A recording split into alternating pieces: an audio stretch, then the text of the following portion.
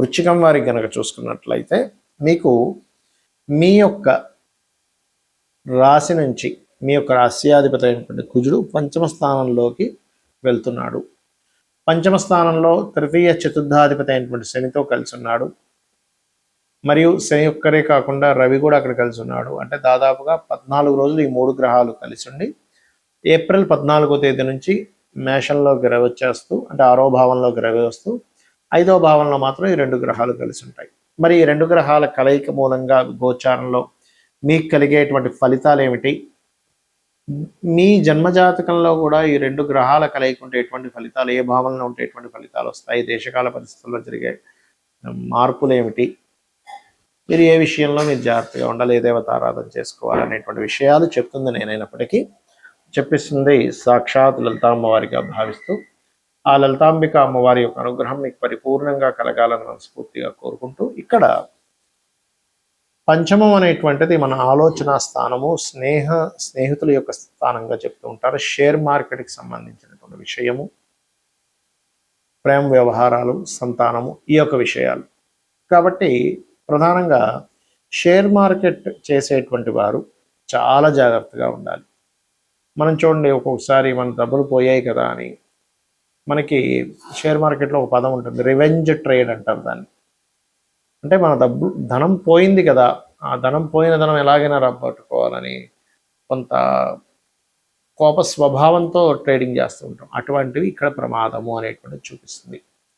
రెండవ విషయం, సంతానం కోసం చేసే ప్రయత్నం, ఐవీఎఫ్లు, ఐయుఐలు చేయించుకునేవారు ఈ 45 రోజులు కాస్త జాగ్రత్తగా, మీకు అది సఫలీకృతం అవుతుందంటేనే అడుగు వేయండి. రాజకీయంగా ఎటువంటి నిర్ణయాలు తీసుకోకండి.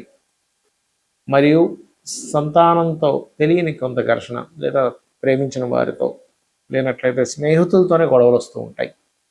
కాబట్టి కాస్త మీరు ఈ చతుర్థాధిపతి అయినటువంటి శని, షష్టమాధిపతి అయినటువంటి కుజుడితో కలిసి ఉంటున్నాడు. కాబట్టి ఏదైనా కొంచెం ఈ బాడీ పెయిన్స్ అని, కొంచెం హెల్త్ రిలేటెడ్ సంబంధించిన ఏదైనా ఉన్నా సరే వెంటనే క్లియర్ చేసేసుకోండి, నెగ్లిజెన్సీ చేయకండి. అయితే ఇది ఇలా ఉన్నప్పుడు మీరు వాహనం మీద వెళ్ళేటప్పుడు కూడా కొంత జాగ్రత్తగా ఉంటూ, ఇక్కడ ఏంటంటే ఏదైనా ఒక భూములు తీసుకునేటప్పుడు కూడా ఏదైనా లిటికేషన్ ఉన్నటువంటిది కొంత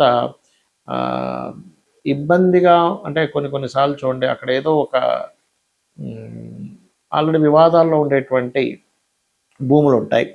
ఆ వివాదాస్పదమైనటువంటి భూములు ఏమైనా తీసుకుంటున్నామా అనేటువంటి విషయాన్ని గుర్తుపెట్టుకోండి. ఇక మీరు నిత్యము చండీ వినండి.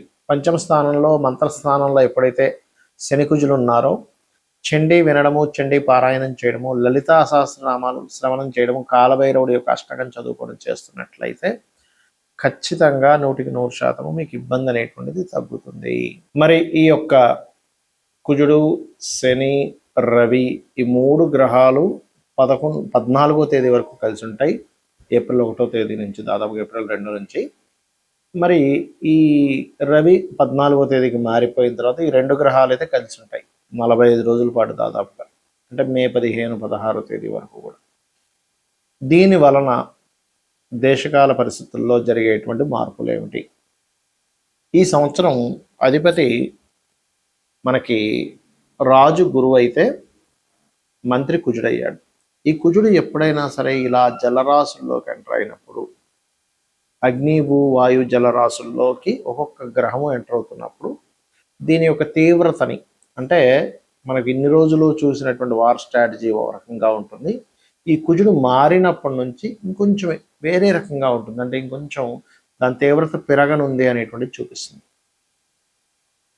కాబట్టి ఏంటంటే మనకి మీరు గమనించండి, ఇజ్రాయెల్ దేశానికి సంబంధించిన విషయంలో కొంచెం తీవ్రమైనటువంటి యుద్ధ వాతావరణం వల్ల అక్కడ ఉండేటువంటి ప్రజలకు ఎక్కువ ఇబ్బంది ఉంటుంది. దీనికి కారణం ఏమిటి అంటే మనకి ప్రకృతిలో కొన్ని సంకేతాలు జరుగుతూ ఉంటాయి. ఆ యొక్క ఇజ్రాయెల్ దేశంలో మీరు నిన్నో మొన్న చూసుకున్నట్లయితే కాకుల యొక్క సంచారం అధికంగా జరిగింది. విపరీతమైన కాకుల సంచారము, ఇజ్రాయెల్ జెండాని కాకులు పట్టి లాగుతున్నట్టుగా, ఒకటేసారి కాకులు దాడిలాగా, ఇవన్నీ ఏంటంటే మనకి రామాయణ మహాభారతాల్లో కూడా కాకులు కానీ, గ్రద్దలు కానీ ఇలా సంచరిస్తున్నప్పుడు దీని యొక్క ప్రభావం ఎక్కువగా ఉంటుంది. మీరు అందుకనే ఇక్కడ చెప్పేది ఏంటంటే, ఈ ముండే ఆస్ట్రాలజీ పరంగా ఇలా తీవ్రంగా ఉంటున్నాయి అన్నప్పుడు సామాన్య ప్రజలు మరింత జాగ్రత్తగా ఉండాలి. రకరకాల యుద్ధాలు జరిగేటువంటి దేశాల్లో ఉండేటువంటి వారు. దీనివలన మనకి కొంచెం మన ఇండియాకు కూడా పక్క దేశాలతో కొంచెం అనవసరమైన పోర్లు ఇవన్నీ కూడా ఇస్తూ ఉంటుంది ఈ యుద్ధం. ఎందుకంటే ఇది ఖచ్చితంగా 3వ ప్రపంచ యుద్ధానికి దారితీస్తుంది. అందులో ఎటువంటి సందేహం లేదు. నేను చాలా కాలంగా చెప్తూ వస్తున్నాను.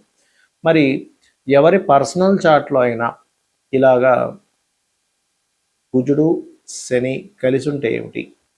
ఇక్కడ ఏంటంటే ఈ 2 గ్రహాలు ఒక రకంగా చెప్పాలంటే శక్తిని ఇచ్చేటువంటి గ్రహాలుగా కూడా చెప్తారు.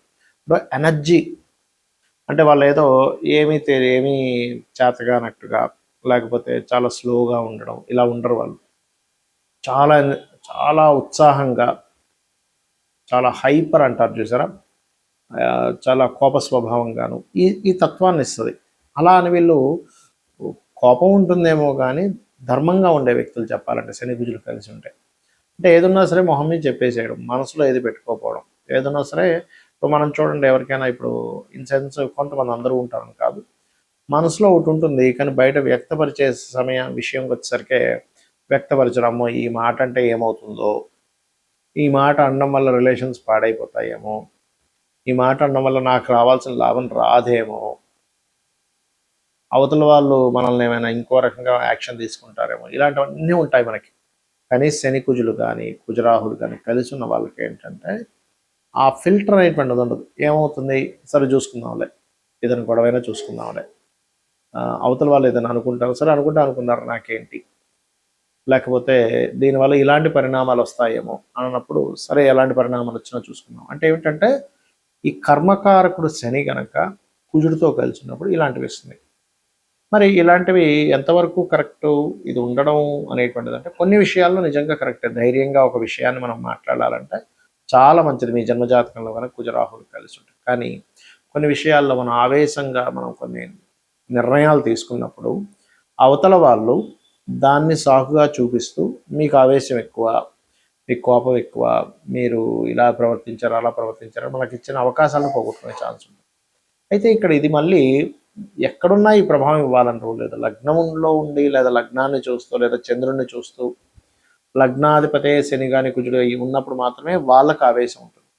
కుటుంబ స్థానానికి సంబంధం కలిగి ఉందనుకోండి, కుటుంబాధిపతి కుటుంబ స్థానం, అప్పుడు కుటుంబ సభ్యులతో గొడవలు ఉంటూ ఉంటాయి. 3లో ఉంటే పరాక్రమం ఎక్కువగా ఉంటుంది, అన్నదమ్ములతో గొడవలు ఉంటాయి. 4వ స్థానం అనేటువంటిది కనుక ఈ శని కుజుడు కలిసి ఉంటే మీరు ఏదైనా ఒక ప్రాపర్టీ తీసుకునేటప్పుడు ఆ యొక్క విషయాల్లో ఎటువంటి ఫలితాలు ఉంటాయనేటువంటిది, కొంచెం గొడవలు జరుగుతాయనేటువంటి చెప్తూ ఉంటుంది. అంటే కొంచెం వివాదాస్పదమైనటువంటి భూములు తీసుకోవడం లాంటివి జరుగుతూ ఉంటాయి. పంచమంలో కనుకుంటే కాస్త సంతానం అటువంటి ధోరణి కలిగి ఉంటుంది. 6వ స్థానంలో కలిగి ఉంటే కనుక కాస్త శత్రువుపై జయం ఉంటుంది. కాకపోతే నిత్యము ఎవరితో ఏదో ఒక దాంతో గొడవలు ఉంటూ ఉంటాయి. 7వ స్థాన సంబంధం ఉంటే జీవిత భాగస్వామి యొక్క స్వభావం అలా ఉండొచ్చు. బట్ ఆ సప్తమాధిపతి మళ్ళీ శుభగ్రహాలతో ఉంటే స్టార్టింగ్ అంటే మొదట్లో అలా ఉన్నా తర్వాత వాళ్ళ యొక్క స్థితిగతులు అవి మారుతూ ఉంటాయి. ఇక అష్టమంలో కనుక ఉన్నట్లయితే ఆకస్మికంగా కొన్ని మార్పులు రావడం, సడన్ చేంజెస్ ఇటువంటివన్నీ ఇస్తుంది. ఇక భాగ్యస్థానంలో ఉంటే తండ్రి మీద దీని ప్రభావం, తండ్రికి కాస్త బీపీ లెవెల్స్ పెరగడం ఇట్లాంటివన్నీ ఇస్తూ ఉంటుంది. దశమ స్థానంలో కనుక ఎవరికైనా సరే శని కుజులు కనుక ఉన్నట్లయితే వీళ్ళ వృత్తి మీద వీళ్ళు చేస్తున్నటువంటి ఉద్యోగము వ్యాపార సంస్థల్లో అయితే లాభస్థానంలో ఉంటే వ్యాపారం మీద పడుతుంది. దశమ స్థానంలో ఉంటే వీళ్ళు చేసే వృత్తి ఏదైతే ఉంటుందో దాని మీద దీని ప్రభావం ఉంటుంది. ఇక ద్వాదశంలో కనుక ఉన్నట్లయితే దాని యొక్క ప్రభావం దేని మీద ఉంటుంది ఏమిటి అని చెప్పి చూసుకున్నట్లయితే ఇక్కడ ఈ స్థానము ఏదైతే ఉందో 12వ స్థానంలో ఇది తండ్రి యొక్క ఆస్తి మీద, వివాహ జీవితం మీద ప్రభావం ఉంటుంది. మరి దీనికి ఏమిటి, ఎవరికైనా ఇలా ఉండి ఈ యొక్క ప్రభావం మీరు అనుభవిస్తున్నారు అన్నప్పుడు మీరు నవగ్రహాలలో ముఖ్యంగా శని కుజ గ్రహాల దగ్గర ఇంకా ఇంకొక పాపగ్రహం ఏదైనా కలిసిన, ఉదాహరణకు రాహు కూడా కలిశాడు, అప్పుడు ఆ 3 గ్రహాలకి దీపారాధన చేయండి. నెంబర్ 1. ఇక రెండవ విషయం ఏమిటి అంటే ఇక్కడ దీంతో పాటు మీరు చేయవలసినటువంటి మరొక విషయం ఆంజనేయ స్వామి యొక్క ఆలయాలకు వెళ్ళడము, చండీ పారాయణం చేయడం చేస్తున్నారు. దీనివల్ల ఏమవుతుందంటే కొన్నిసార్లు మనం ఆవేశపూరితంగా తీసుకునేటువంటి నిర్ణయాలు ఏవైతే ఉంటాయో ఆ యొక్క నిర్ణయాల మూలంగా ఇబ్బంది మనం పడకుండా ఉంటాము ఇది చేయడం వల్ల. అదేవిధంగా అభిషేకాలు చేయించడము, గోవులకు కాస్త క్యారెట్స్ బెల్లము తినిపించడం, ఇవి చేయండి. మీ జన్మజాతకాల్లో ఒకవేళ ఈ యొక్క కలయిక ఉన్నా కూడా మీకు ఇబ్బంది కలగకుండా ఉంటుంది. శ్రీమాత్రే నమః.